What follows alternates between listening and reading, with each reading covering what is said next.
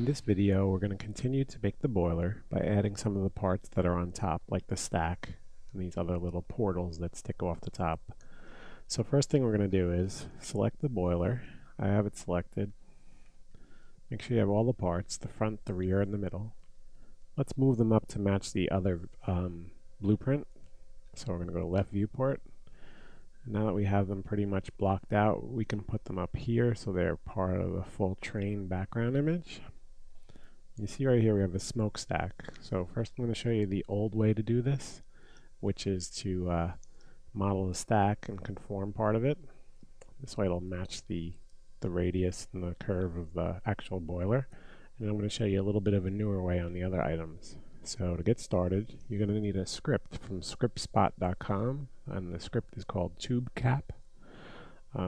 Usually to install a script you can drag it into your Mac's viewport from your desktop or somewhere else, but I think this script is made for an older version of Mac, so that won't work. So what you need to do is go to your Mac's root directory, which is probably C, Program Files, Autodesk, 3ds Max 2012, and Scripts. And then inside there you'll see a startup directory, and if you take the MS file, the macroscript file for TubeCap, and you drag it into there, next time you start your Macs you're going to have a scriptable primitive called TubeCap, and I'm going to show you where that is in a second. But once again, you go to scriptspot.com and search for TubeCap. It's by Martijn van Herk. It's a great script.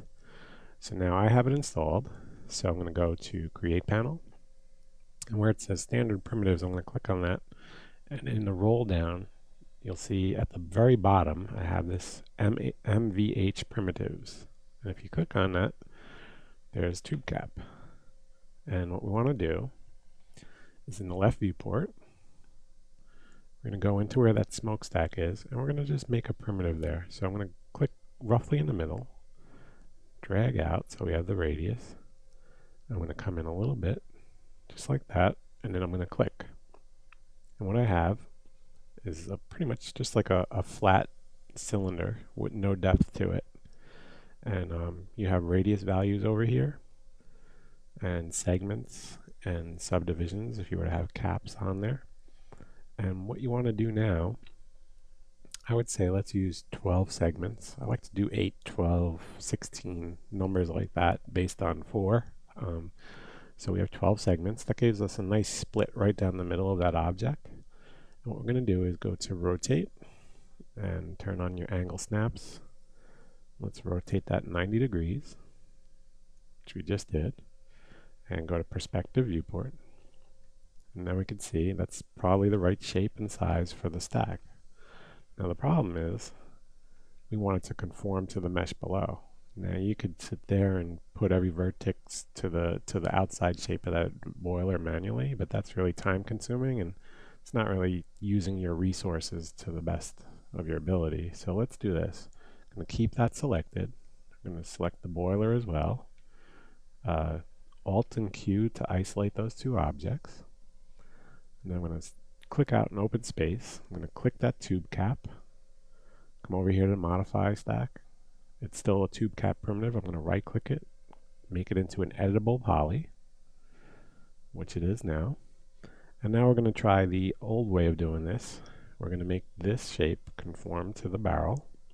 And the way we do it is go here, and we're going to go to the primitives. We're going to go to compound objects. And you have a bunch of different things here, and they all have good functionality. Some are better than others. And what we're going to use today is conform. So we're going to click on conform.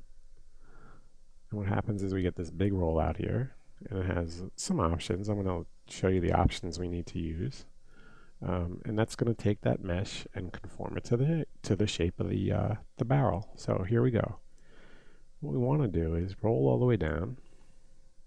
We're going to hide wrap to object. For some reason it creates another object when you wrap something. It's the same shape as the object you wrap to. It's not really necessary to show that. So we're going to just click that. That's set now. We'll also want to click along vertex normals. That's right here.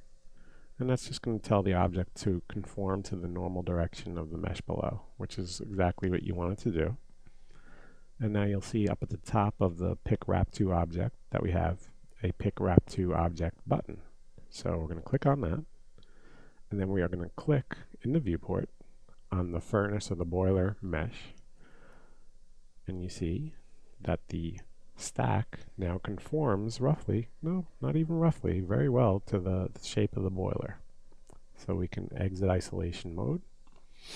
And now what we can do is right click in the stack here, it says conform, excuse me, and make that an editable poly. Okay. And now what we're going to do is do a border selection. And we're going to grab the inner border of that shape. Let's zoom in a little bit. And we're going to shift, hold down shift, left click, and pull the z-axis arrow up, just like that. That's a shift drag. We're going to use the scale. We're going to slightly scale this uniformly. And now what we'll do is we're going to shift drag again up along the Z. And we're going to come over here and we're going to make it planar along the, not the Y, I'm sorry, the Z. So now it's level. Shift drag it again.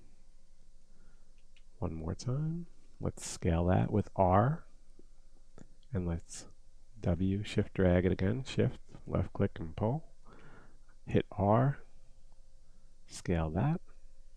And you can see that's roughly the shape we want.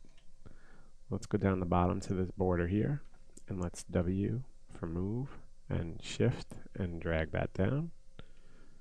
Okay, so that's roughly the shape of the stack. It conforms now nicely to the boiler.